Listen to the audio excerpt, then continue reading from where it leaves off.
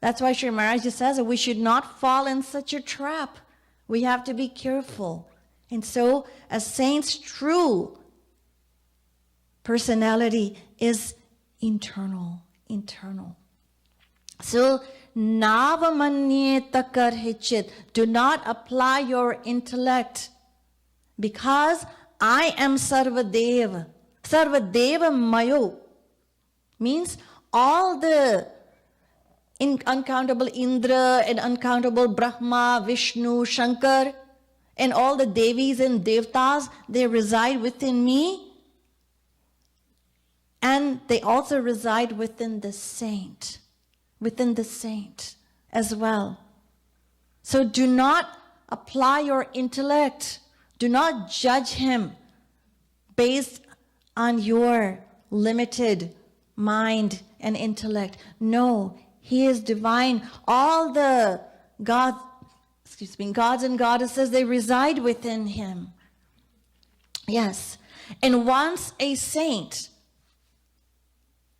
attains God, then what happens? Then God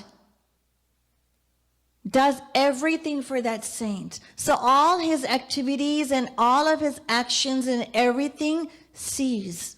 And then God becomes the doer. He performs each and every action of the saint. The saint does nothing. He doesn't seek permission from God to do anything.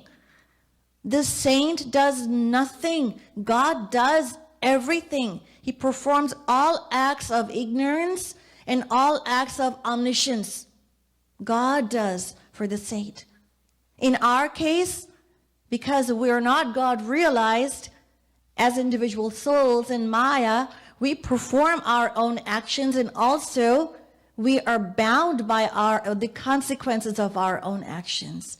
But once an individual soul realizes God, and God manifests himself, and the soul attains God forever, attains God realization, then God becomes, he controls and he governs every act of the saint. The saint doesn't do anything. Everything God does for that saint. Yes. So acts of ignorance, acts of omniscience, everything is done by God himself. So Sarva Deva Mayo Guruhu.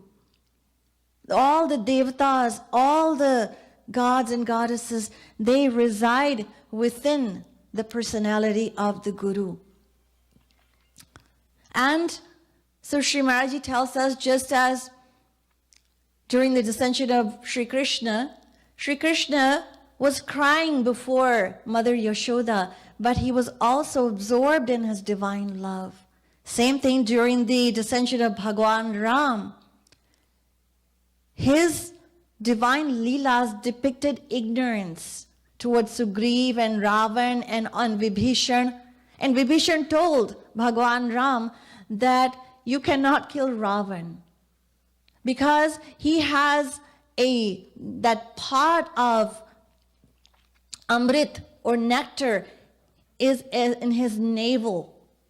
So shoot the arrow right there. Bhagwan Ram said, really? Is that what I'm supposed to be doing? So the point is that even though God is all-knowing, but he still performs acts of ignorance, and those acts are governed by Yogamaya. So God performs all his action, everything with Yogamaya, and so does the saint. And God performs all of his actions. So Sri Maharaj tells us that when we worship our Guru, then all other forms of gods and goddesses are naturally and automatically gratified. We don't have to worship anyone else, because we've already automatically worshiped them just by submitting and worshiping and adoring our own Guru, our Guru. So that is what we should always remember. And that should be our sadhana. Follow the guidelines established by our Guru. Remember, lovingly absorb our mind in the loving remembrance of the divine names and the virtues and the leelas of Sri Radha Krishna, and explicitly and wholeheartedly follow the divine guidelines of our Guru. And if we won't do that, if our mind gets diverted to other places and to other practices or other ideologies and teachings, then our exclusiveness or our single-minded devotion to our Guru and our worship form of God will be hampered. And we would not be able to make progress toward God realization. So, Acharya Mam Vijaniya Navamanye Takarhichit Namartya Buddhya Suyeta Sarvadeva Mayo Guru.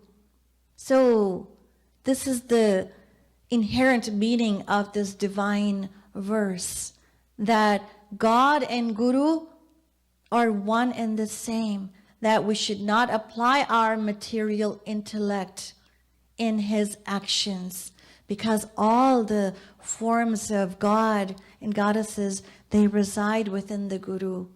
And that's how great our Guru is.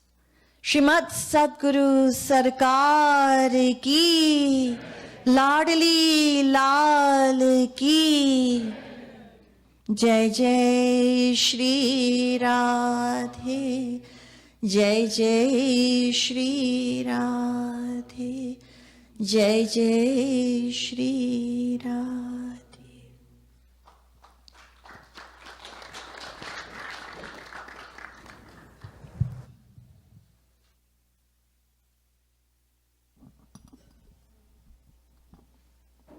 So we will have, we'll be having sadhana, and so after that we will be watching some special moments with Sri Maharaji, and then there will be more sadhana, and then we'll end with special moments with Sri Maharaji. So